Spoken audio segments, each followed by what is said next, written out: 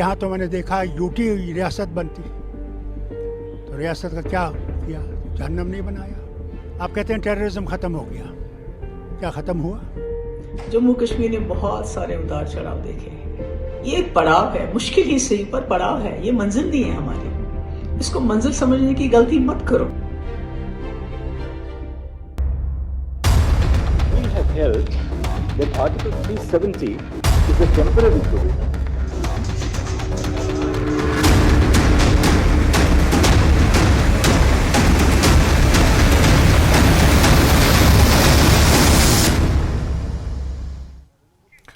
नमस्कार, बहुत स्वागत है। मैं हूं आपके साथ अबू हुरैरा और आप देख रहे हैं JKLH prime time. Jammu Kashmir को विशेष दर्जा देने वाले आर्टिकल 370 को हटाने के केंद्र के फैसले को सुप्रीम कोर्ट ने बरकरार रखा है। सुप्रीम कोर्ट के फैसले को पीएम मोदी और गृह मंत्री अमित शाह ने ऐतिहासिक बताया। वहीं विपक्षी दलों ने सुप्रीम कोर्ट के फैसले पर निराशा जताई है। तो इस फैसले के बाद कहीं खुशी है और कहीं गम का माहौल। आज इसी पर हम चर्चा करेंगे। बल्कि यहाँ तो मैंने देखा यूटी रियासत बनती, तो रियासत का क्या किया, जहन्नम नहीं बनाया। आप कहते हैं टेररिज्म ख़त्म हो गया, क्या ख़त्म हुआ? जम्मू कश्मीर ने बहुत सारे उतार चढ़ाव देखे हैं। ये एक पड़ाव है, मुश्किल ही सही पर पड़ाव है। ये मंजिल नहीं है हमारी, इसको मंजिल समझने की गलती मत करो। Held that Article 370 is a temporary provision.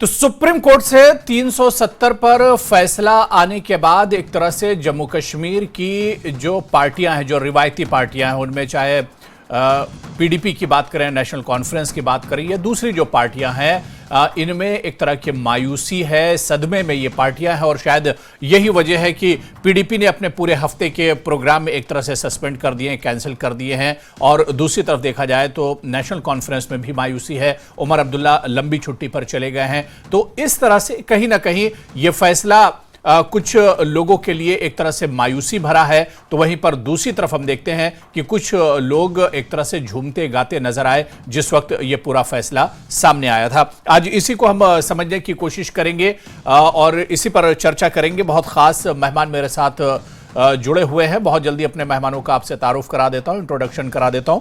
मेरे साथ बहुत खास मेहमान हैं, इस वक्त टीवी स्क्रीन पर आप देख सकते हैं। हमारे साथ रविंदर शर्मा साहब इस चर्चा में जुड़े हुए हैं, जो सीनियर वाइस प्रेसिडेंट हैं जम्मू कश्मीर कांग्रेस के। एडवोकेट इकबाल ताहिर साहब भी इस चर्चा में हमारे साथ हैं, जो स्पोक्सपर्सन हैं जम्मू कश्मीर पीडीपी के। मेरे साथ एडवोकेट RS पठानिया भी इस चर्चा में जुड़ रहे हैं, जो बीजेपी जम्मू कश्मीर के स्पोक्सपर्सन हैं। और एडवोकेट मुजफ्फर इकबाल खान साहब सीनियर लीडर हैं जम्मू कश्मीर नेशनल कॉन्फ्रेंस के। और इसके अलावा मुजफ्फर साहब सुप्रीम कोर्ट में भी मौजूद रहे, क्योंकि खुद एक पार्टी थे, अर्जी गुजार थे। इस वजह से ये तमाम चीज़ें और जो फैसला आया उस वक्त भी एक तरह से मुजफ्फर इकबाल साहब गवाह हैं इस पूरे फैसले के। सभी मेहमानों का बहुत स्वागत है, बहुत इस्तकबाल है JKLH प्राइम टाइम में। मैं एडवोकेट मुजफ्फर इकबाल खान साहब आपसे शुरुआत करना चाहूंगा। मुजफ्फर साहब, मेरी आवाज सर आप तक पहुंच रही है?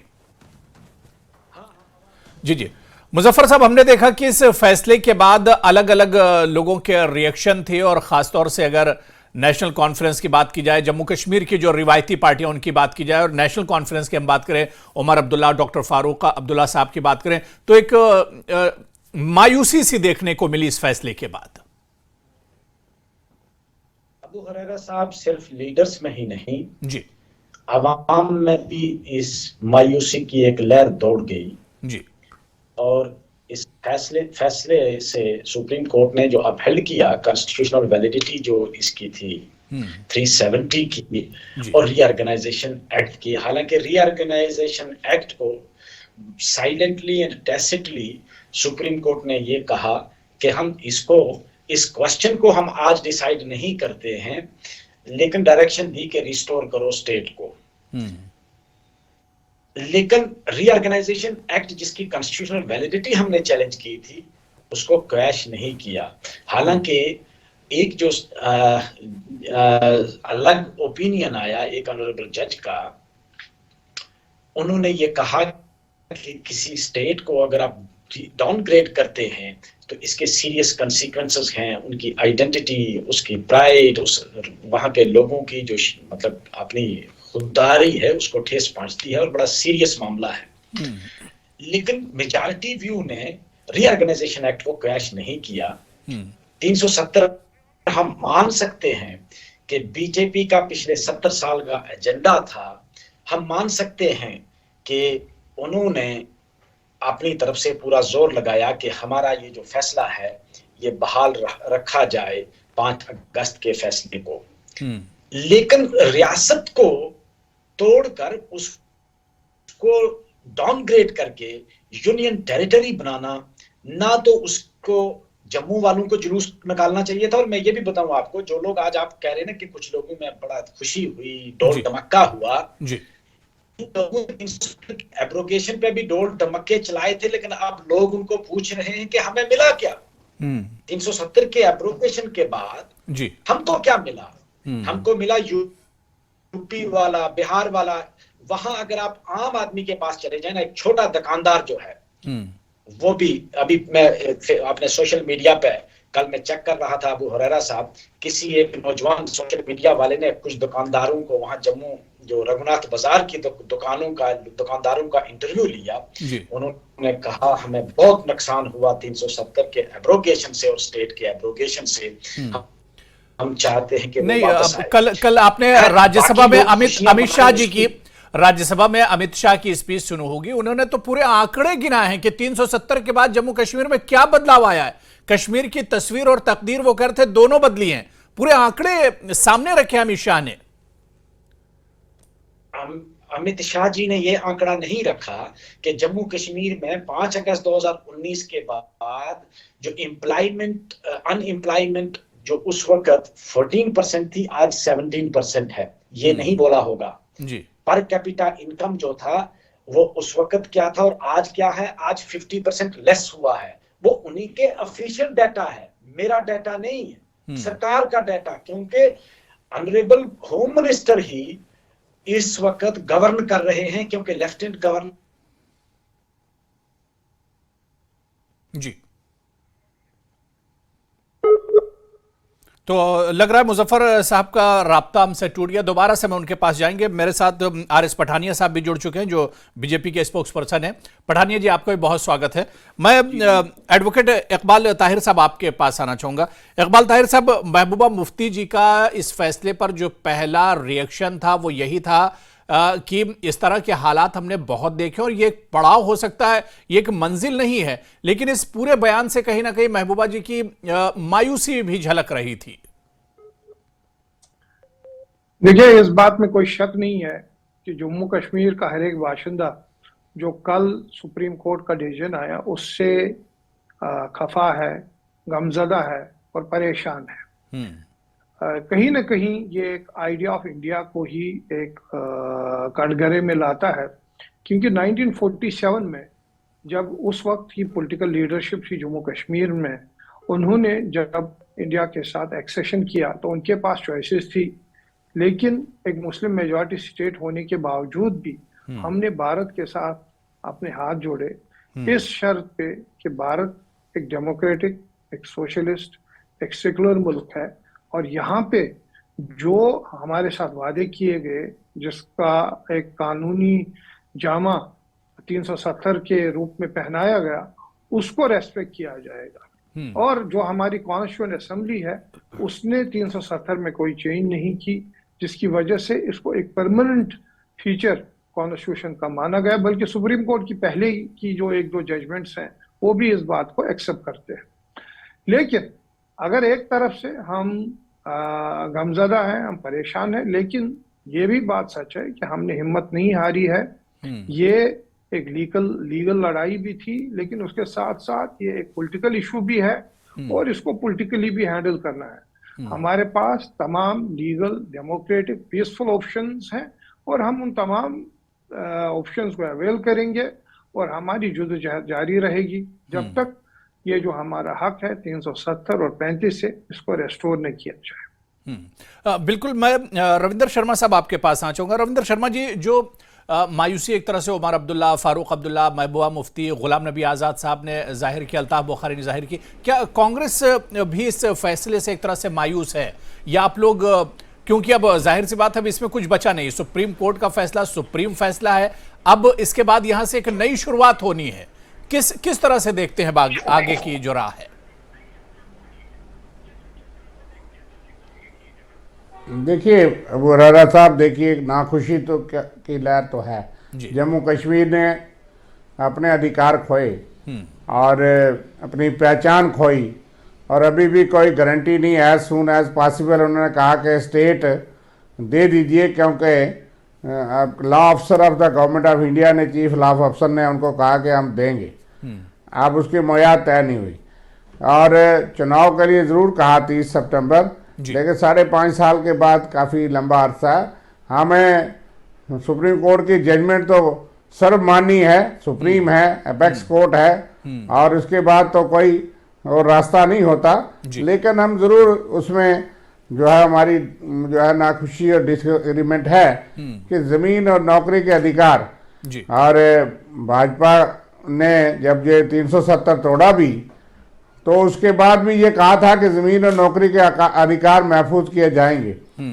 और लेकिन यह है कि जम्मू कश्मीर ने जो 370 के बाद देखा, हमने तो कहा था कि ये एक्सरसाइज ठीक नहीं, आपने डेमोक्रेटिक तरीका अख्तियार नहीं किया, कोई भी कानून बदलने के लिए, कोई भी चीज़ करने के लिए इस पे राउंड टेबल कॉन्फ्रेंसिस होती रही, और 70-75 साल से अगर इंटरनल अटानमी थी तो उसके ऊपर कोई अगर अमेंडमेंट करनी है तो कोई तरीकाकार होता था। हम इसके मानते थे कि जिस तरीके से जो तरीकाकार इख्तियार किया गया वो डेमोक्रेटिक नहीं था। अब सुप्रीम कोर्ट ने उस पर मोहर लगाई है, लेकिन हम लोगों की ज़मीन और नौकरी के हकूक़ को सुरक्षित करने के लिए जंग लड़ेंगे। हम जल्द से जल्द कम से कम चुनाव जो है स्टेट असेंबली के अंदर हों, ना कि यूटी के, उसका कोई मायना नहीं है। हम जंग लड़ेंगे और चुनाव जल्द हों, इसके लिए जंग लड़ेंगे। सियासी रास्ते खुले हैं। और अगर 371, सुप्रीम कोर्ट ने एक बात और कही है, बहुत अहम बात है, कि उन्होंने कहा it was unconstitutional and undemocratic not to hold election for such a long time, कि ये एक बहुत बड़ा तमाचा है। जो 5.5 साल से हम जंग लड़ रहे हैं, 370 के जाने के बाद भी 4.5 साल हो गए, लेकिन सुप्रीम कोर्ट ने कहा कि ये अनकॉन्स्टिट्यूशनल अनडेमोक्रेटिक था है। इसके साथ साथ उन्होंने ये भी कहा, जो भाजपा प्रचार करती रही कि एक प्रधान, दो प्रधान, दो विधान, दो निशान, इससे देश कमजोर होता है, उन्होंने कहा ये कोई अलग अटानवी नहीं थी। अगर बाकी रियासतों में है, सिर्फ जम्मू कश्मीर पे बिल्कुल ही क्यों खत्म की? अगर इंटरनल अटानमी एक जो है संविधान की खूबसूरती है, कहीं आपने 371 दिया है, कहीं दूसरा ए से लेके ABCDEFGHIJ उस तक कई प्रावधान है। जम्मू कश्मीर में को भी दीजिए 370 के रूप में नहीं, किसी और रूप में, कम से कम जमीन और नौकरी तो महफूज करिए। उसमें जम्मू का, कश्मीर का, एक पहलू पे उन्होंने अपनी जजमेंट नहीं दी।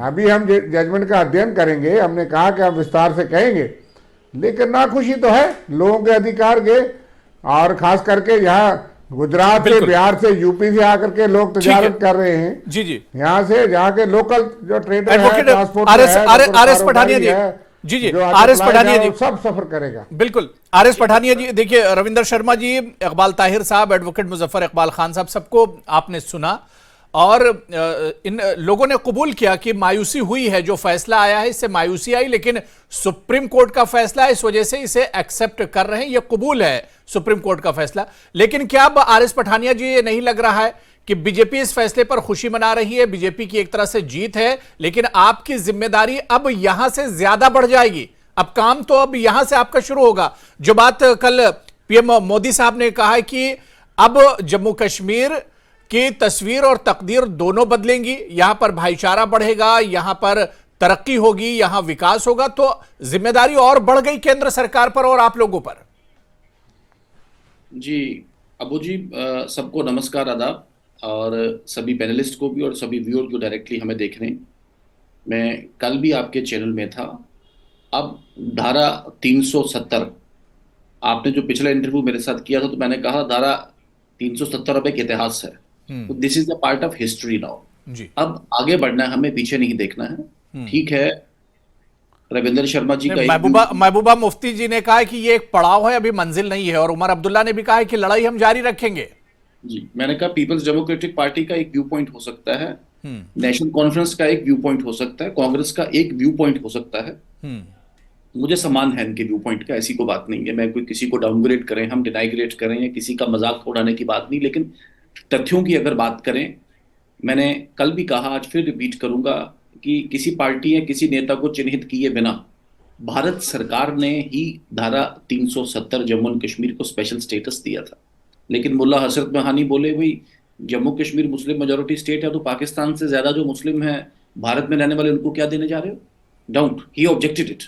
लेकिन उस वक्त नेहरू जी ने पुश थ्रू किया, BR अम्बेडकर ने भी इसको अपोज किया, सरदार पटेल भी इसके हक में नहीं थे, कांग्रेस वर्किंग कमेटी में यह रेजोल्यूशन फंस गया।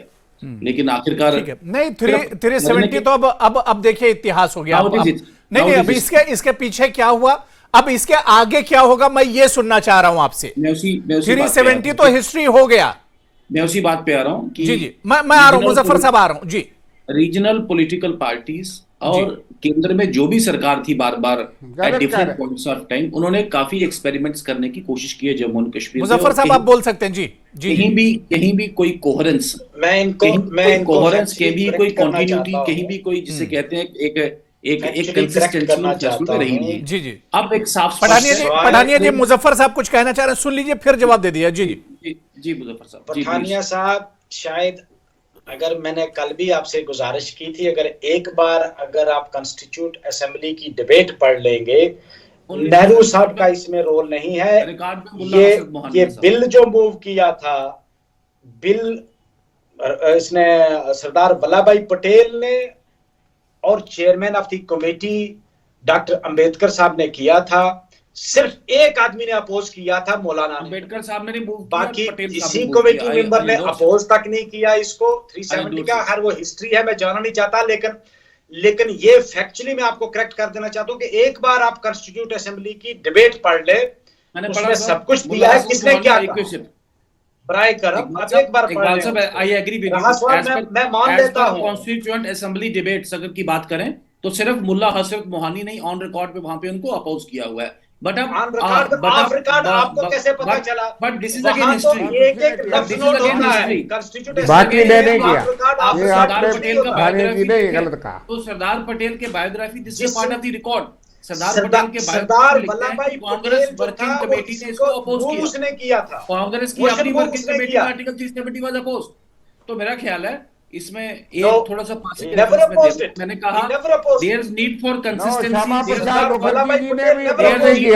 आप गलत कहते हैं। मैं आ रहा हूं, इकबाल साहब आ रहा हूं, रविंदर साहब मैं आ रहा हूं जी। इसी कोहेरेंस कंटिन्यूटी के चलते अब एक नया जम्मू एंड कश्मीर, जैसा कि प्रधानमंत्री जी ने कहा, उसका नींव रखा जाएगा। भाई वो नया हम पिछले 5 साल से देख रहे हैं, नया तो कुछ हुआ नहीं है। 5 साल जम्मू एंड कश्मीर, अब इस नया जम्मू एंड कश्मीर का रंग क्या होगा, इसका रूप क्या होगा, पिछले जो बातें किए ये क्या क्या पूरे हुए और अब क्या देना चाहते हैं, क्या बेनिफिट्स, क्या क्या जिसे कहते हैं एक्स्ट्रा चीजें जम्मू कश्मीर के लोगों को ले पाएगा। और ये भारत सरकार रेता और बजरी भी जो है वो यूपी वाला निकालेगा। मुजफ्फर साहब मेरी बात बड़ी विनम्रता से सुन लें, मेरी बात बड़े विनम्रता से सुन लें। There was an attitude that is called as politics of blackmail। वो तो कम से कम चलेगा नहीं, with due respect। 80,000 करोड़ का पैकेज प्रधानमंत्री जी आगे सबसे पहले हमारा फ्लड इफेक्टेड कश्मीर को जमीन पर तो लगा नहीं है। दिवाली अपने कश्मीर में बनाते हैं, सरकार बना के। मुझे याद है पीपल्स डेमोक्रेटिक पार्टी के नेता मुझे लगे बोलने, हमने पूरा जम्मू कश्मीर, मैंने कहा भाई जम्मू कश्मीर तो वो जमीन पे तो लगा नहीं, आसमान पे बने होंगे महल। हमने पूरा हिंदुस्तान दांव पे लगा दिया। आपने पैकेज की बात की है, 80,000 करोड़। मुजफ्फर साहब ऐसे बात नहीं कर पाऊंगा, मैंने आपको इंटरप्ट नहीं किया, कृपया करके सुन ले मुझे।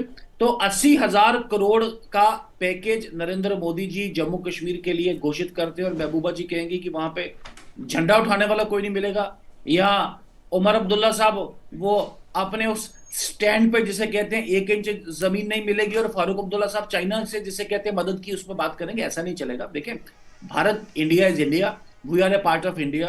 हम भारत के को बराबर की एंटिटी या भारत से नेगोशिएट करने वाले, हम भारत का एक पार्ट है, अटूट अंग है। जब हमारे बुजुर्गों ने इस पे स्टैंप लगाई तो who are we to question it, who are we to condition it. और हमारे बुजुर्गों के वक्त ही वहां पे कॉन्सेंट के साथ, जिसे कहते हैं डिफरेंट आर्टिकल, डिफरेंट वेज, मैंने कल भी किया, अब बार बार उसे कुरेद रहे हैं। तो आप देखें 1975 में जब शेख साहब आए तो डीडी ठाकुर साहब की सदस्यता में बनी हुई वो committee which put the opinion clock can not be put back, वही सेम यहां चलेगा, clock can not be put back. इस नए जम्मू का रंगों क्या होगा। ठीक है, मैं इकबाल ताहिर और रविंदर शर्मा जी भी कुछ जोड़ना चाह रहे, कहना चाह रहे, उसके बाद मैं पढ़ाने जा रहा हूँ, विधानसभा की पढ़ाने जा रहा हूँ। ठीक है, इकबाल ताहिर जी जल्दी से अपनी बात रख लिए, रविंदर जी मैं उसके बाद आ रहा हूँ। रविंदर शर्मा जी। देखिए, मैं पठानिया जी को ये बोलना चाहता हूँ कि ये जो 370 था ये गवर्नमेंट ऑफ इंडिया ने दिया था, ठीक है। ये कहना कि इस पर्सन ने अपोज किया, इस पर्सन ने सपोर्ट किया, ये कहीं ना कहीं इनकी एक जो मानसिकता है उसको दर्शाता है। 370 पे क्यों इन्होंने अटैक किया? ये इसलिए अटैक किया क्योंकि यहाँ पे एक मुस्लिम मेजॉरिटी स्टेट है। अदरवाइज सिमिलर प्रोविजंस हमारे कॉन्स्टिट्यूशन में 371 है, 6 शेड्यूल की बात हो रही है, वहां पे भी ऐसे प्रोविजंस हैं, लेकिन वहां पे ये क्यों नहीं रिमूव कर रहे हैं? नागालैंड में ये वहां पे उनके साथ निगोशिएट कर रहे हैं सीज फायर, और वो तो यही कह रहे हैं कि हमें अलग कॉन्स्टिट्यूशन दीजिए, हमें अलग फ्लैग दे दीजिए। ये जो इनकी डुप्लिसिटी है यहाँ पे ये वो एक्सपोज हो रहे हैं। कहीं ना कहीं 370 के पीछे हटाने का इनका एक सबसे बड़ा पर्पज ये था, क्योंकि ये मुस्लिम मेजॉरिटी स्टेट है, इसलिए यहाँ पे 370 हटा करके यहाँ डेमोग्राफिक चेंज कराना चाहते हैं, और जो जम्मू कश्मीर का नक्शा है उसको हमेशा के लिए चेंज करना। जी ठीक जी। मेरा एक विनम्र निवेदन है, मैं फिर एक बारी इस ओपिनियन को डिस्पेल कर दूं, खुले मन से, खुले दिल से, और जिसे कहते हैं। चलिए ठीक है, मैं पढ़ाने जा रहा हूं। डॉक्टर फारूक अब्दुल्ला साहब इस वक्त कुछ बोल रहे हैं, उनको सुन लेते हैं पहले, फिर मैं आता हूं। जी, डॉक्टर फारूक अब्दुल्ला को सुन लेते हैं। जी, कहते हैं ये है, जब 5 अगस्त को हुआ, हम लोगों को बंद किया, तब क्या कहा होम मिनिस्टर ने? ये आजाद है, ये फ्री है, मैं इसको जोर से थोड़ा ला सकता। मुझे घर में बंद किया था, वो शुक्र कीजिए मैं निकल सका। जब उन्होंने कहा मैं आजाद हूं, मैं दरवाजा इधर फेंक दिया और मीडिया से बात की, आपने देखा होगा। वो पिटिशनर थी एनसी, क्या अब एनसी रिव्यू में जाएगी सुप्रीम कोर्ट? किस चीज में? 370 को लेकर तमाम जो फैसला आया इस सब पर। देखिए, अभी मैं आपसे ये कहना चाहता हूँ, सितारों से आगे जहां और भी है, अभी हमारे इम्तिहान और भी है, तो क्यों घबराते? ये चीज चलती जाएगी। 200 साल अंग्रेजों ने राज किया है, कहाँ है अंग्रेज आज? कहाँ है उनके रोड, उनकी मूर्तियां? सब गायब हो गए हैं। हम लोग भी इंतजार करेंगे कि हमारे हक मिले, इस देश से हक मिले। हम इस देश के वासी हैं। ठीक है। डॉक्टर फारूक अब्दुल्ला साहब ने आज सुबह ही बयान दिया था कि अब जम्मू कश्मीर जहन्नम में जाए, वो थोड़ा सा नाराज दिखे थे। लेकिन मैं मुजफ्फर साहब आपके पास आना चाहूंगा। अभी डॉक्टर फारूक अब्दुल्ला साहब पर उम्मीद है, उन्होंने कहा कि सितारों से आगे जहां और भी हैं। देखें, ये मैं रविंद्र शर्मा जी आ रहा हूं। जी आर्टिकल मैं इस्तफसार से आपको बता दूं अबू हुरैरा साहब जी, क्योंकि वक्त कम होगा, बाकी पैनलिस्ट भी हैं जी। आर्टिकल 370 और स्टेटहुड हमारी जो है, ये एक बहुत ही इंपॉर्टेंट इशू जो लोगों के जज्बात के साथ जुड़ा है। इसको आप एक सुप्रीम कोर्ट का फैसला नहीं, सुप्रीम कोर्ट से ऊपर भी एक अदालत है जिसको लोगों की अदालत कहते हैं। जमहूरियत में सुप्रीम कोर्ट से ऊपर एक अदालत जिसको जमहूरियत में कहते हैं, वो है लोगों की अदालत। तो ये अब जाहिर सी बात है, कल यानी 11 दिसंबर को पूरे जम्मू कश्मीर का जितना पॉलिटिकल डिस्कोर्स है वो चेंज होगा, और नौजवानों की सोच भी चेंज होगी, ये भी मैं आपको बता दूं। And I am afraid, God forbid, मैं कभी भी ये नहीं चाहूंगा, अल्लाह करे मैं गलत साबित हूं, it will drift the youth away from the mainstream। क्योंकि जितना भी जम्मू कश्मीर का नौजवान था, उसकी नजर टिकी थी सुप्रीम कोर्ट पे कि भाई ये गैर आईनी तरीके से हुआ है, हमें पूछा नहीं गया। और ऐसा भी नहीं है कि सिर्फ जम्मू कश्मीर को ये राहत हासिल थी। अभी एक पैनलिस्ट कह रहे थे article 371 from A to J, about 13 states जो हैं उनको ये मुराद हासिल है और सेम मुराद है। मुझे बीजेपी वालों से सिर्फ एक गिला है, 370 तो ठीक है, मैं मानता हूं आप 370 के नाम से नफरत करते हो इसलिए कि ये जम्मू कश्मीर को था। क्या आप खुल के ये कहो कि ना हमें नौकरियों की रिजर्वेशन की जरूरत है, जब महाराष्ट्र में बाला साहब ठाकरे ये कह सकते हैं कि महाराष्ट्र सिर्फ महाराष्ट्रियन के लिए है, हम यूपी बिहार वाले को यहां नौकरी नहीं करने देंगे, हम खोखा तक नहीं खोलने देंगे, तो क्या जम्मू वाले को ये हक नहीं है कि जम्मू जो है वो जम्मू वाले के लिए है और कश्मीर कश्मीर वाले के लिए है? हमारा हक पहला है यहाँ नौकरी का, यहाँ के रिसोर्सेज पे हमारा हक पहला है। हमें क्यों नहीं ये हक के बजरी हम निकालें, ठेका हम लें, हमें पार्किंग का ठेका लेने का पहला हक रविंदर शर्मा जी, आप कुछ कहना चाह रहे थे, बात पूरी कर ली। मैं पठानिया जी से जवाब ले रहा हूं, मैं मुजफ्फर साहब पठानिया जी इसका जवाब देंगे जी। एक सेंटेंस जी बात पूरी कर ली जी। बीजेपी वाले पठानिया साहब मेरे बहुत अच्छे दोस्त हैं, खुलकर बोले कि ना तो हमें नौकरी की रिजर्वेशन चाहिए, ना हमें जमीन की प्रोटेक्शन चाहिए, ना हमें रियासत चाहिए। अब दबे अल्फाजों में क्यों कहते हैं? खुल के बोले आप। पठानिया जी इसका जवाब देंगे, पठानिया जी इसका जवाब देंगे। रविंदर शर्मा जी कुछ कहना चाह रहे थे बीच में जी, रविंदर शर्मा जी। नहीं, दे दीजिए, पठानिया साहब जवाब दे दे, बाद में कह दूंगा। ठीक है पठानिया जी, जो बात मुजफ्फर साहब कह रहे थे उसका जवाब अब चाहिए। मुजफ्फर साहब, एक भारत श्रेष्ठ भारत, एकाग्र भारत, मजबूत Bharat, the idea of India, उसमें बिलीव करने वाले हम लोग हैं। और पूरा भारत हमारे लिए, this is one family, one land, one homeland. मेरा बड़ा सीधा और स्पष्ट, जब जम्मू कश्मीर का नागरिक केरल में या बेंगलुरु, महबूबा मुफ्ती ने यही कहा था ना कि आइडिया ऑफ इंडिया के खिलाफ है ये। जी अबू हुरैरा साहब, this goes against idea of India. मेरी बात सुनो मुजफ्फर साहब, please allow me to close it. मैंने कहा कि this is a defining moment in the political history of Jammu and Kashmir.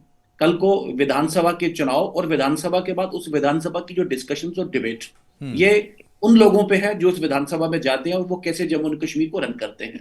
वहां पे जो पब्लिक का ओपिनियन होगा, देखें जनता का ओपिनियन, वो किसी ने, वो नेहरू जी ने एक बार कहा कि nation, the house represents the nation and the speaker represents the house and house represents the nation. तो ये house which will be representative. मैं रविंदर शर्मा जी, अब आगे के हालात जम्मू कश्मीर में किस तरह से देखते हैं? रविंदर शर्मा जी, नहीं बहुत देर से वेट कर रहे हैं शर्मा जी।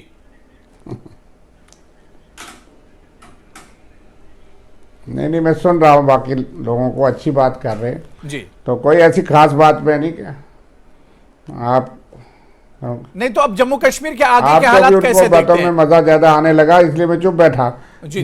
लेकिन क्या हालात होंगे, लोग मायूस हैं। मैंने कह दिया कि नहीं, बीजेपी तो खुश है, बीजेपी तो खुश है, आप लोग मायूस है, बीजेपी खुश है साहब। अगर हट, जब अपोजिशन मायूस होता है बीजेपी खुश होती है।